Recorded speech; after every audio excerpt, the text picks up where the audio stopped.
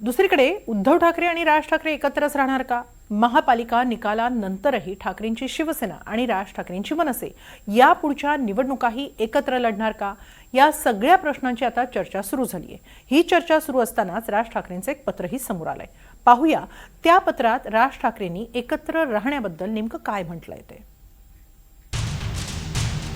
उद्धव ठाकरे आणि राज ठाकरेंचं पुढे काय होणार? एकत्र आलेले दोघे एकत्र राहणार? दुर्दैवानं मनसेच्या जागा जास्त आल्या नाहीत, राऊतांचं वक्तव्य.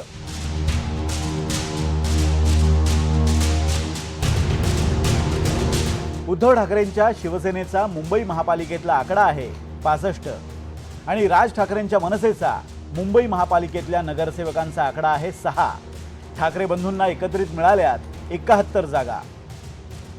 ठाकरेंनी चांगली झुंज दिली म्हणून मुंबईत ठाकरे बंधूंना 71 जागा मिळाल्या असं ठाकरेंना वाटतंय. पण त्याच वेळी मनसेच्या किमान 20 जागांचा अंदाज उद्धव ठाकरेंच्या शिवसेनेला होता.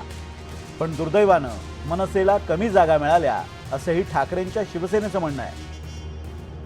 आम्हाला दोघांना मिळून म्हणजे माननीय राज ठाकरे आणि माननीय उद्धव ठाकरे यांना मिळून आम्ही 71 जागा जिंकलो.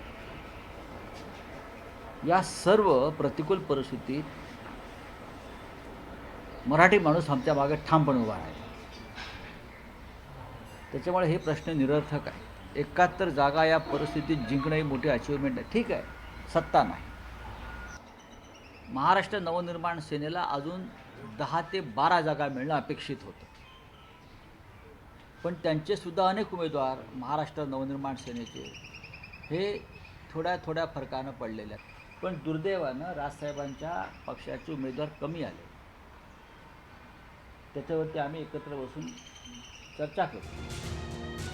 मुंबई महापालिका निवडणुकीतल्या मनसेच्या कामगिरीनंतर राज ठाकरेंनी कार्यकर्त्यांना एक पत्र लिहिलंय. त्यात ते म्हणतात, सस्नेह जय महाराष्ट्र. महाराष्ट्र नवनिर्माण सेनेला यावेळेस अपेक्षित यश मिळालं नसलं याचं दुःख आहे. पण म्हणून खचून जाणाऱ्यातले आपण नाही. आपले जे नगरसेवक निवडून आलेत ते तिथल्या सत्ताधाऱ्यांना पुरून उरतील. मराठी माणसाच्या विरोधात काही होत आहे असं दिसलं तर त्या सत्ताधाऱ्यांना जेरीस आणतील हे नक्की. आपली लढाई मराठी माणसाची, मराठी भाषेची आणि मराठी अस्मितेसाठीची तसंच समृद्ध महाराष्ट्रासाठीची लढाई आहे.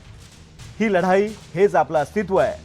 अशा लढाया या दीर्घकालीन असतात याचं भान तुम्हा सगळ्यांना आहे.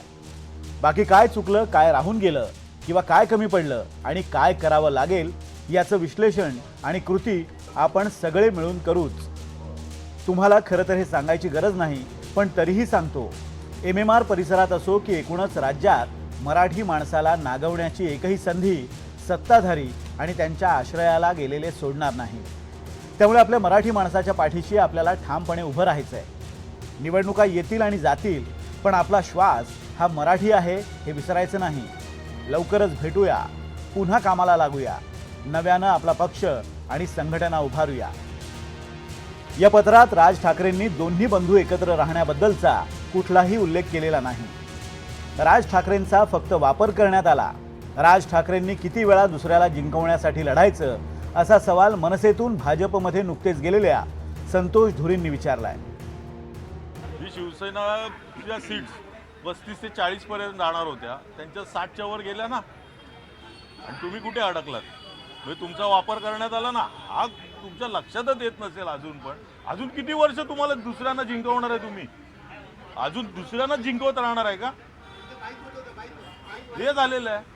दुसऱ्यांना नका जिंकू, स्वतःसाठी खेळ काहीतरी करा. जे कार्यकर्ते तुमच्यावर डिपेंड आहे त्यांच्यासाठी करा. राज ठाकरे आणि त्यांच्या मराठी पक्षाचा पूर्णतः वापर केला असं तुमचं थेट म्हणणं आहे? हो, नक्कीच वापर केलेला आहे. आणि हे मी पहिल्यापासून बोलतो, आता नाही बोलत आहे.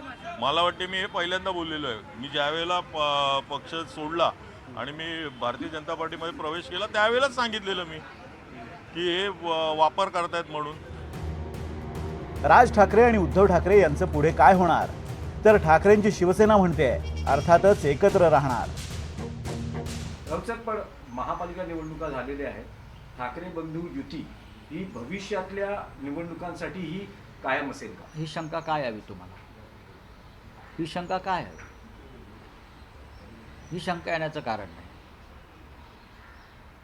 आम्ही एकत्र आहोत, एकत्र राहू. उद्धव ठाकरेंबरोबर युती करणं हा राज ठाकरेंचा इतिहासातला सगळ्यात मोठा पराभव असेल असं भाकीत देवेंद्र फडणवीसांनी आधीच केलं होतं. तसंच दोन भावांनी युती करायला फार उशीर केला, दोघांना युती करायला 20 वर्ष उशीर झाला असंही फडणवीस म्हणाले होते. राज ठाकरेंचा फारसा फायदा उद्धव ठाकरेंना झाला नसल्याची ही चर्चा आहे. त्याबरोबरच राज ठाकरेंच्या राजकीय भूमिका सातत्यानं बदलत असल्याचंही महाराष्ट्रानं पाहिलंय. उद्धव ठाकरे आणि राज ठाकरे एकत्र आले ते मराठीच्या मुद्द्यावर.